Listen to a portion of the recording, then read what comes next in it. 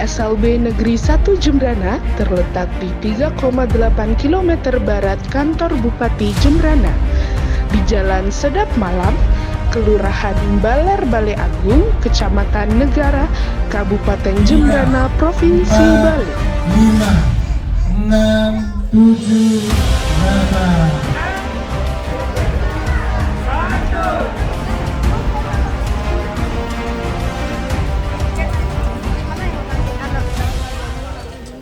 Assalamualaikum warahmatullahi wabarakatuh. Selamat siang teman-teman.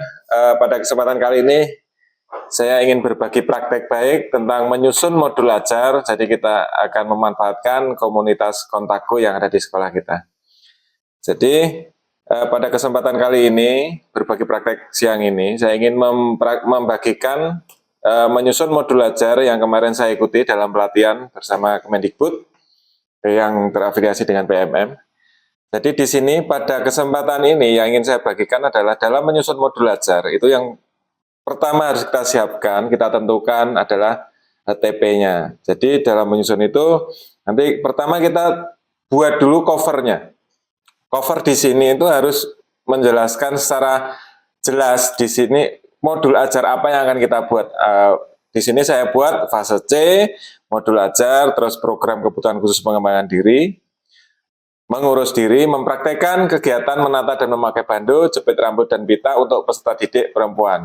Dan saya munculkan dalam cover ini penyusunnya dan sekolah tempat saya bekerja. Jadi ini cover di sini format sederhananya seperti ini. Jadi bisa dikembangkan dengan Canva atau dengan apa yang teman-teman bisa lakukan. Nah, dalam isian modul ajar itu sendiri, yang pertama itu yang harus ada adalah penyusunnya. Ada dari satuan pendidikannya, ada fase dan kelasnya, mata pelajarannya. Kebetulan modul yang saya buat ini adalah fasenya C, kelas 5. Mata pelajarannya yaitu program kebutuhan khusus pengembangan diri. Elemennya di sini mengurus diri, garis miring, TP-nya saya sebutkan sekalian, jadi biar lebih jelas. Alokasi waktu itu 4 JP kali 30 menit, karena ini untuk SD makanya 30 menit. Nah, di dalam kurung saya berikan menyesuaikan kebutuhan. Ini karena untuk keperluan penguploadan di PMM dan nanti untuk digunakan di sekolah yang lain belum tentu waktunya itu 4 JP kali 30, makanya di dalam alokasi waktu itu saya munculkan menyesuaikan kebutuhan. Jadi teman-teman nanti bisa juga menyesuaikan seperti ini. Nah, dalam modul ajar yang harus juga ada adalah profil peserta didik. Profil peserta didik di sini itu kita harus menampilkan per peserta didik. Nah, kebetulan kalau modul ajar saya ini kan tentang pengembangan diri memakai bando untuk anak perempuan. Murid saya ada 2 anak perempuan. Jadi tidak saya sebutkan secara langsung namanya, tapi hanya inisialnya saja. Jadi ada DW, ada LD. Di sini profil ini hanya menampilkan kemampuan peserta didik dalam hal mempraktekkan kegiatan menata dan memakai bando, jepit rambut dan pita. Jadi tidak melebar kemana-mana. Jadi kita fokuskan di sana saja. Selanjutnya muncul TP, tujuan pembelajaran. Di situ sudah saya sebutkan. Selanjutnya KKTP atau kriteria ketercapaian tujuan pembelajaran. Kalau dirasa dalam TP itu masih umum, itu bisa kita buatkan KKTP-nya atau kriteria ketercapaian tujuan pembelajarannya. Kalau di sini punya saya, karena ini masih umum, masih luas, saya persempit. Jadi nanti target-target pembelajaran saya itu ada kurang lebih 4 target yang harus dicapai peserta didik.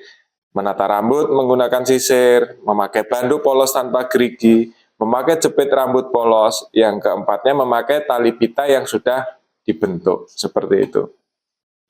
Nah, setelah profil, tujuan, dan KKTP, dan juga penyusun modul ajar ini sudah kita buat, lanjut kita ke langkah pembelajarannya. Nah, di langkah pembelajarannya di sini sebenarnya ini pengulangan, karena ada 4 materi, itu pengulangan. Jadi yang pertama, itu secara umum aja kita tidak apa-apa. Jadi peserta didik berdoa bersama sebelum kegiatan pembelajaran. Itu nggak usah dikasih waktu atau apa. Pokoknya ya kita berdoa bersama saja di sana. Habis itu absensi atau apa kan itu udah kegiatan rutin, dimunculkan boleh, enggak pun juga enggak apa-apa. Kebetulan kalau punya saya tidak. Yang kedua, urutan yang kedua itu peserta didik menjawab pertanyaan pemantik.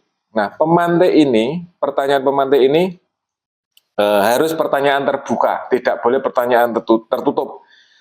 Jadi mengajak anak untuk berpikir secara terbuka. Bagaimana cara menata rambut dan memakai bandu. Cara menata rambut itu kan ada banyak jenisnya. Mungkin ada yang pakai sisir, ada yang pakai suri, ada yang pakai tangan, atau ada yang pakai bagaimana itu kita bebaskan. Namanya juga pemantik. Yang kedua, bagaimana cara memakai jepit rambut dan mengikat rambut dengan pita. Memakai jepit asal pakai, mungkin disisir dulu atau dirapikan atau dan lain sebagainya. Nah, di nomor 3 ini baru peserta didik menyimak penjelasan. Kita memberikan materi ke peserta didik. Kalau kita memunculkan gambar, di sini saya munculkan 4 jenis gambar. Usahakan kalau bisa sumber pribadi, dokumen pribadi. Tapi kalau memang harus ngambil dari Google, usahakan gambarnya memang tidak copyright dan aturan-aturan dalam kita mendownload gambar seperti itu kita gunakan. Nah, setelah materi pemantiknya, saya bilang kalau di tempuhnya saya, yang selanjutnya peserta didik mengamati video pembelajaran. Video pembelajaran ini boleh kita buat sendiri, boleh kita cari di YouTube, nah atau mungkin ada video yang memang sudah disediakan sekolah, video pembelajarannya. Nah, catatannya kalau video pembelajaran ini tidak boleh atau usahakanlah jangan pakai video yang isinya itu orang luar negeri. Usahakan pakai yang lokal dan jangan lupa sumber videonya juga diberikan link YouTube-nya kalau memang kita nyari YouTube. Kalau kita lebih bagus kita buat sendiri. Tinggal link YouTube-nya kita kasih sumber dan ingat kalau kita menampilkan YouTube apa ya istilahnya screenshot langkah-langkah yang ada di dalam video itu. Jadi kalau di punya saya yang nomor 4 ini kan itu ada menyisir rambut. Pertama ngapain, kedua bekerja ngapain, ketiga ngapain, keempat ngapain. Di situ sudah ada, sudah saya jelaskan. Dan di bawahnya sumber gambarnya juga ada. Nah, untuk langkah selanjutnya, setelah kita mengamati video, kita ajak peserta didik untuk melakukan tanya jawab, untuk membahas materi yang sudah kita pelajari bersama.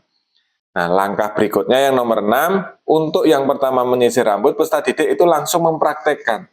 Nah, dalam mempraktekkan kegiatan pembelajaran ini, usahakan di situ muncul pembelajaran yang sifatnya berdiferensiasi. Jadi peserta didik A dengan peserta didik B itu caranya berbeda karena memang dia mempunyai karakteristiknya masing-masing. Dia mempunyai apa ya istilahnya? Kebutuhan cara pembelajarannya sendiri-sendiri. Ada yang hanya dengan contoh dia bisa, ada yang harus dipraktekkan. Nah, kebetulan kalau di modul saya itu si LD ini itu bisa mandiri hanya dengan pendampingan. Dia melihat video, dia mempraktekkan, itu mampu. Nah, untuk yang satunya karena dia sedikit pemalu dan komunikasinya juga agak sedikit kurang, dia harus dengan temannya dulu, temannya mempraktekkan, tutor sebaya istilahnya, sebagai model, temannya menyisir rambut, nanti si Dewi ini juga ikut menyisir rambut. Nah, kita sebagai guru itu mendampingi mereka supaya tidak tidak melenceng jauh atau tidak sesuai dengan cara menyisir rambut yang baik dan benar. Nah, untuk yang nomor 7 sampai nomor 12 itu langkahnya hampir sama dari nomor 4 sampai nomor 6. Jadi yang pertama melihat videonya dulu, terus habis itu kita melakukan tanya jawab, habis itu kita praktek. Karena memang ini bina diri modul yang saya buat ini, anak mempraktekkan. Jadi untuk memakai bandonya sama, untuk jepit polosnya, jadi memakai jepit pitanya.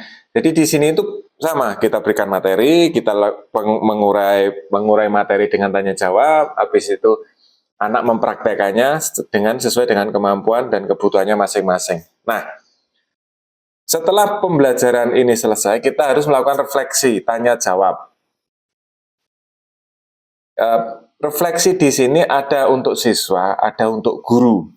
Nah, kalau yang untuk siswa, di sini saya munculkan 3 pertanyaan. Apakah menyenangkan pembelajaran hari ini? Bagaimana perasaanmu setelah belajar hari ini? Apakah yang kalian pelajari hari ini? Ini refleksi yang saya lakukan untuk dengan peserta didik. Nah, untuk kegiatan refleksi bagi guru, itu apakah ada kesulitan yang dialami peserta didik selama proses pembelajaran? Yang kedua, strategi apa yang dilakukan untuk perbaikan pembelajaran berikutnya? Ini refleksi guru. Nah, selanjutnya, langkah pembelajaran selanjutnya adalah guru menutup pelajaran dengan berdoa bersama. Jadi kita melakukan doa bersama setelah kegiatan pembelajaran. Nah, sekarang kita masuk ke fase asesmen. Asesmen di sini ada 2, formatif sama sumatif. Nah, kebetulan kalau di tempat saya, atau di modul saya ini, saya buat asesmen formatif unjuk kerja untuk kemampuan awal. Kenapa di sini ada unjuk kerja? Karena formatif saya ini memang anak-anak praktek. Kalau memang asesmen formatifnya hanya lisan, ya asesmen formatif lisan.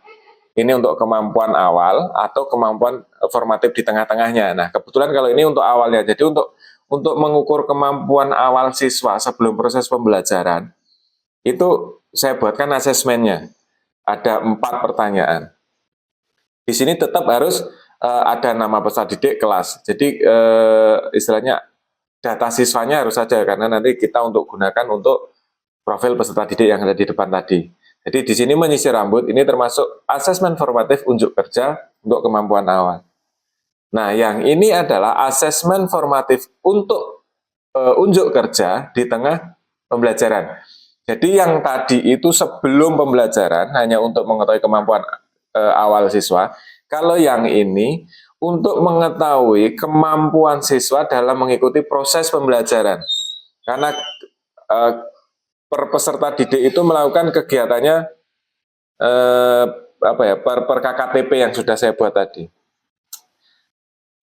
Nah, ada memakai memakai bandu polos, ada memakai jepit rambut, ada memakai tali pita yang sudah dibentuk. Jadi inilah asesmen formatif unjuk kerja di tengah pembelajaran. Selanjutnya, setelah asesmen di tengah pembelajaran, ini kita remedi dan pengayaan. Apabila memang ada peserta didik yang mengalami kesulitan dalam proses pembelajaran yang kita berikan, kita boleh melakukan pengulangan sampai target yang memang kita ingin capai terhadap peserta didik ini apa. Nah, kalau memang peserta didik ini memenuhi kriteria yang sudah kita tetapkan, kita bisa melakukan pengayaan. Kalau di sini saya mencoba melakukan pengayaan dengan memberikan materi menggunakan bandu jepit. Jadi yang tadi bandu polos, sekarang bandunya ada jepitnya kecil-kecil, ada jepit rambutnya mungkin lebih kecil lagi dan lebih kompleks cara makainya, dan pita yang belum dibentuk. Kalau tadi materinya itu pita yang sudah terbentuk ditempelkan dalam jepit, kalau ini pita lembaran yang dia harus mengikat sendiri. Nah, setelah melakukan remedial dan pengayaan ini, selanjutnya kita melakukan rencana penilaian akhir atau tes sumatif. Nah, di sini kita yang saya lakukan di sini itu hanya melihat anak ini mulai berkembang atau berkembang sesuai harapan. Nah, ini disesuaikan dengan tes formatif yang sudah kita lakukan tadi. Contohnya gini, kalau kita memakai bandu polos tanpa gerigi, itu kita melakukan 5 tahapan proses. Jadi kalau mulai berkembang, ya udah anak peserta didik mampu mempraktekkan aktivitas 1-2 tugas mandiri dengan benar. Nah, kalau berkembang berarti mungkin dia 3-4 aktivitas tugas mandiri dengan benar. Nah, kalau berkembang sesuai harapan, berarti peserta didik ini sudah mampu melakukan tugas mandiri dengan benar semua elemen yang kita lakukan dalam memakai bandu polos tanpa gerigi itu tadi. Nah, aktivitas yang dilakukan ini 3 seperti yang ingin kita capai, yaitu memakai bandu polos, memakai jepit polos, dan memakai tali pita yang sudah dibentuk. Penskorannya bisa dilihat, kenapa ini 9, karena kita ambil nilai yang maksimalnya. Nah, untuk referensi dan glosarium, kalau hanya untuk kita gunakan di sekolah, itu kemarin pelatihan yang saya ikuti itu referensi sama glosarium tidak perlu ditampilkan. Tapi kalau kita ingin mengupload di dalam PMM, referensinya harus ada, glosariumnya juga harus ada. Semakin sedikit modul ajar yang kita buat, semakin bagus. Semakin luas pun juga tidak apa-apa. Kalau punya saya ini kan hanya untuk istilahnya tidak ada pembelajaran pertama, tidak ada pembelajaran kedua, karena memang ini alokasi waktunya 4 JP kali 30 menit ini asumsi saya ada digunakan dalam satu proses pembelajaran. Jadi satu proses pembelajaran selama 4 JP ini semua materi yang ada di modul ajar saya ini diajarkan semua. Jadi mungkin itu saja. Kalau memang kurang jelas nanti kita bisa belajar bersama. Terima kasih waktunya buat teman-teman dalam kegiatan praktek baik saya ini dalam menyusun modul ajar. Terima kasih. Selamat siang. Wassalamualaikum warahmatullahi wabarakatuh.